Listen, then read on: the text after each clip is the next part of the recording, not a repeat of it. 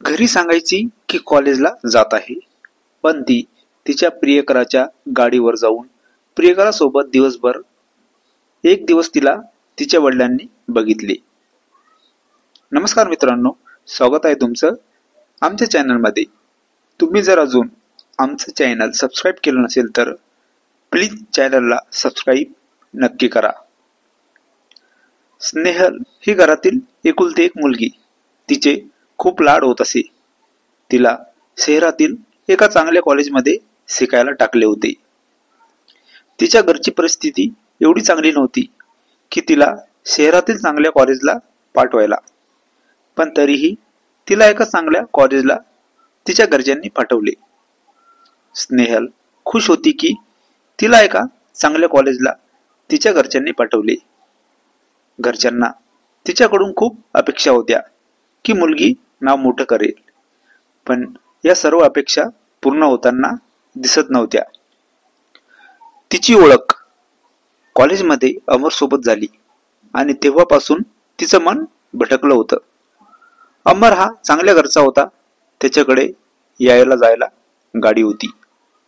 अगोदर फक्त त्यांची ओळख झाली होती, पण नंतर मैत्री आणि कधी मैत्रीचं रूपांतर प्रेमात झालं हे स्नेहलला पण कळालं नाही.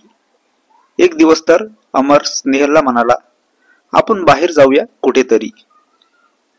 स्नेहल त्याला म्हणाली, नको, कॉलेज सोडून नको कुठे. अमरने तिला त्याच्या गाडीवर बसवले आणि तो तिला बाहेर घेऊन गेला आणि एका अशा ठिकाणी गेला की तिथे फक्त कपल्स होते. तिथले कपल्स बघून स्नेहल म्हणाली, अमर चल इथून, इथे काही बरोबर नाही वाटत.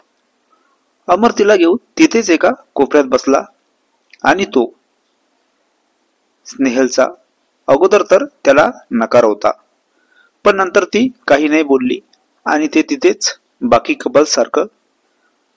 थोड्या वेळाने ते तिथून निघाले आणि घरी गेले. दुसऱ्या दिवशी पण अमर स्नेहलला घेऊन तिथेच गेला होता आणि आज तर ते दोघे दिवसभर तिथेच होते. स्नेहलच्या मनात एक वेळ असा विचार आला होता की आपण काही वाईट तर नाही वागत. ती आता कॉलेज सोडून प्रियकरासोबत दिवसभर फिरायची. घरी सांगत होती की कॉलेजला जात आहे, पण ती आता कॉलेजला न जाता अमर सोबत दिवसभर.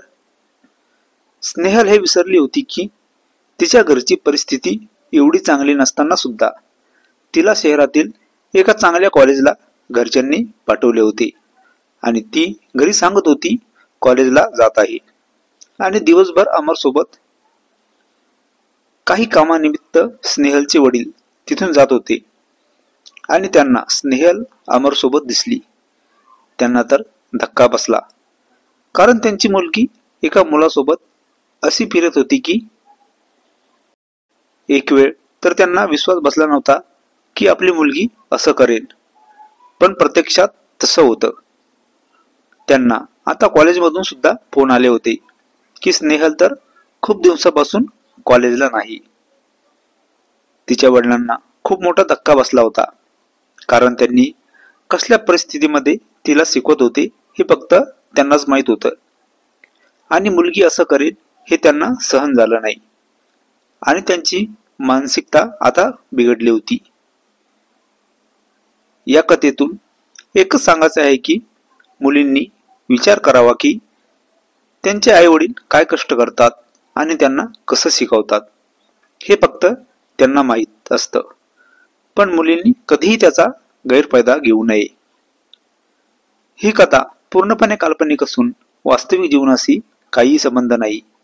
ही कथा फक्त मनोरंजनासाठी आहे.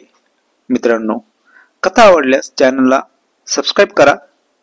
धन्यवाद.